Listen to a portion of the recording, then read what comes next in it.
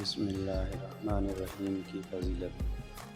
ہر اہم کام بسم اللہ سے شروع کریں۔ حضرت ابو ہریرہ رضی اللہ عنہ سے روایت، سرکار مدینہ صلی اللہ علیہ وآلہ وسلم نے ارشاد فرمایا، جو بھی اہم کام بسم اللہ الرحمن الرحیم کے ساتھ شروع نہیں کیا جاتا وہ ادھورا اور نامکمل رہ جاتا ہے۔ فرشتے نیکیاں لکھتے رہتے ہیں۔ سرکار مدینہ صلی اللہ علیہ وآلہ وسلم نے فرمایا، جب تم وضو کرو بسم اللہ والحمد للہ کہہ لیا کرو۔ اس کا اثر یہ ہوگا، جب تک تمہارا وضو باقی رہے گا اس وقت تک تمہارے فرشتے یعنی کرامن کاتبین تمہارے لیے برابر نیکیاں لکھتے رہیں گے۔ پیارے اسلامی بھائیوں، اس کی عادت بنا لیجئے۔ تھوڑی سی توجہ فرمائیں گے تو ڈھیروں نیکیاں ہاتھ آئیں گی انشاءاللہ عز و جل۔ بخشش کا پروانہ۔ حضرت علی رضی اللہ تعالی عنہ سے روایت، ایک شخص نے بسم اللہ الرحمن الرحیم کو بڑی عمدگی اور خوبی سے پڑھا، اس کی بخشش ہو گئی۔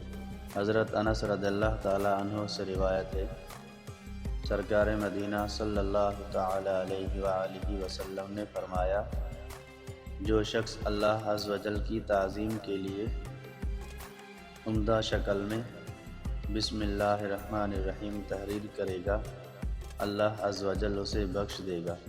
بسم اللہ کی برکت کی عجیب و غریب حکایات۔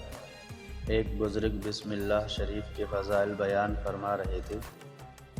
ایک یہودی لڑکی بھی اس اجتماع میں موجود۔ فضائل بسم اللہ سن کر وہ بے حد متاثر ہوئی اور اسلام قبول کر لیا۔ اسی وقت اس لڑکی کی زبان پر بسم اللہ الرحمن الرحیم کا ورد جاری ہو گیا۔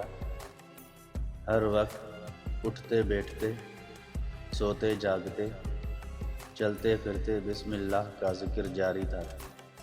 اس وجہ سے اس لڑکی کے ماں باپ اس سے بہت ناراض رہنے لگے اور اس کو طرح طرح کی تکلیفیں دینے لگے۔ نیز اس کوشش میں لگ گئے کہ لڑکی پر کوئی الزام عائد کر کے اس کو قتل کرا دے۔ چنانچہ اس لڑکی کے باپ نے، جو بادشاہ وقت کا وزیر تھا، ایک دن بادشاہ کی مہر کی انگوٹھی جو اس کے پاس رہتی تھی اپنی لڑکی کے سپرد کر دی۔ اس نے بسم اللہ شریف پڑھ کر انگوٹھی لے کر جیب میں ڈال لی۔ رات کو جب وہ لڑکی سو گئی تو اس کے باپ نے انگوٹھی اس کی جیب سے نکال کر دریا میں ڈال دی۔ ایک مچھلی نے وہ انگوٹھی نگل لی۔ صبح کو ایک ماہی گیر نے جال ڈالا، اتفاق سے وہی مچھلی جال میں پھنس گئی۔ شکاری نے لا کر وزیر کے نظر پیش کر دی۔ وزیر نے مچھلی لڑکی کو پکانے کے لیے دی۔ لڑکی نے بسم اللہ کہہ کر مچھلی لی اور بسم اللہ کہہ کر جب اس کا پیٹ چاک کیا تو وہ انگوٹھی مچھلی کے پیٹ سے نکلی۔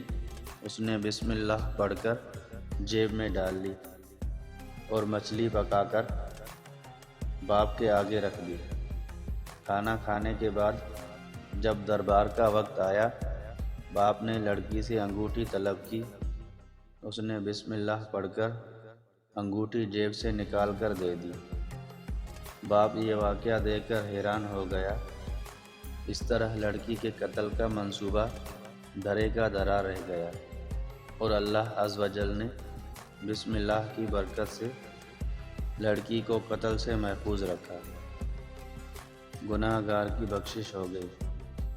ایک گناہ گار کو مرنے کے بعد کسی نے خواب میں دیکھ کر پوچھا، اللہ عز و جل نے تیرے ساتھ کیا معاملہ کیا؟ اس نے جواب میں کہا، ایک دن میں ایک مدرسے کی طرف سے گزرا اور ایک پڑھنے والے نے بسم اللہ الرحمن الرحیم پڑھی۔ اسے سن کر میرے دل میں اللہ عز و جل کے نام کی شیرینی مٹھاس نے اثر کیا اور اسی وقت میں نے سنا کہ کوئی کہنے والا کہہ رہا ہے، ہم دو چیزوں کو جمع نہ کریں گے، اللہ عز و جل کے نام کی لذت اور موت کی تلخی۔ پھر مرنے کے بعد پتہ چلا کہ اللہ عز و جل نے مجھے بخش دیا۔ والدین کی عذاب قبر سے رہائی۔ شریعت الاسلام میں ہے کہ اگر کہیں زمین پر کوئی ایسا کاغذ پڑا ہو جس میں بسم اللہ الرحمن الرحیم